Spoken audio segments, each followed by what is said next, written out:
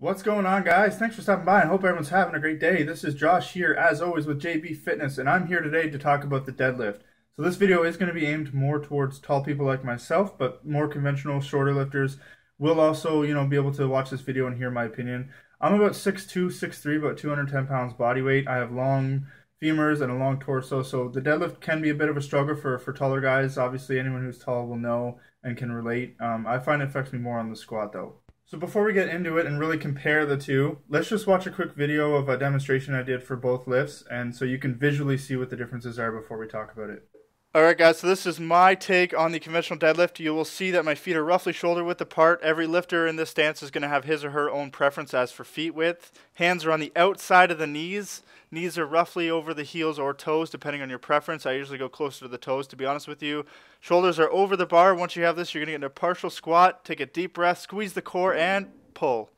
You'll see that the first initial part of the lift has the knees straightening out, and that's going to get the bar off the ground, and then the hips are going to take over. This is hard on the hips. It's also very hard on the hamstrings and the lower back. This is where you're going to feel most of it. If you do sets of more reps, you will also feel it in the quads as well. So this is a pretty easy set. Nice 3 reps. Alright guys, number 2 here is the Sumo Deadlift, and you will see the obvious differences. The feet are way wider out, almost touching the weight. Mine should probably be out wider. Same with the toes. Toes should be pointed outwards. Hands are on the inside of the knees this time, and this is going to allow for some more advantages. So hold your breath, squeeze, and pull. And you will see it's pretty much the same at that point. Like the legs will break, be the first thing to lift the weight off the ground, and then everything else will follow. And this does have more involvement in the hips, so you may get some sore hips from this. And it also forces activation of the glutes as well.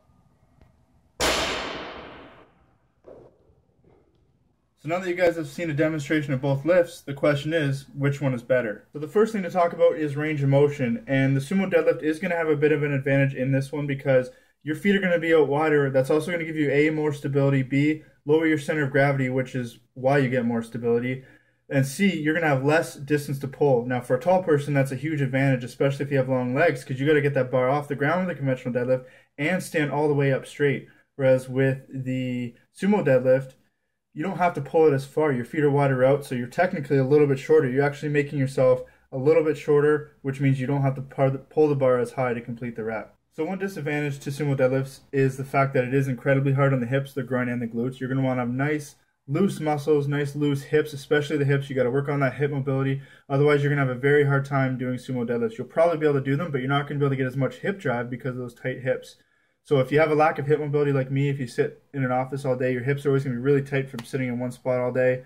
So you really need to work on hip mobility if you're really going to start implementing Sumo Deadlifts. One advantage to the conventional deadlift for tall people and even regular height people and shorter people is that you don't have to focus so much on the width of your feet. Shoulder width apart is perfectly fine for a conventional deadlift. There's not much thought that has to go into that.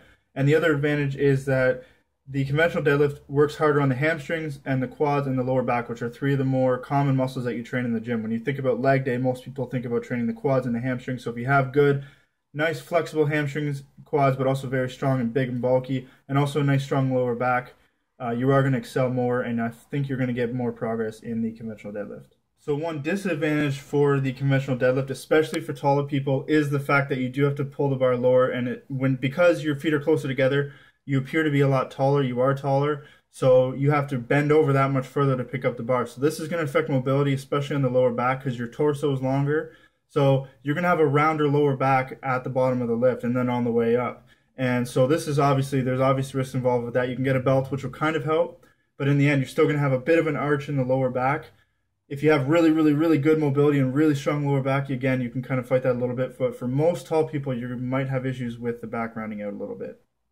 So this is a conventional stance from the side. You can see there is some rounding to the lower back. This is pretty bad. It could be a lot worse, I think, but you can see there definitely is a bit of an arch. The lower back is kind of straight. I do have a kind of a bulge in the middle of my lower back just because I have such a thick lower back, so it's not as bad as it looks. But when we switch to the sumo style, you can see a huge difference. You can see that my back is perfectly straight, perfectly aligned, so this is going to almost eliminate any sort of chance of a back injury compared to the conventional stance. So now the question is, which one is better? And I recommend you do what I did. Get in the gym, record yourself doing some deadlifts from the front, from off to the side, and then directly to the side, just to see how things look mechanically, and then kind of go from there.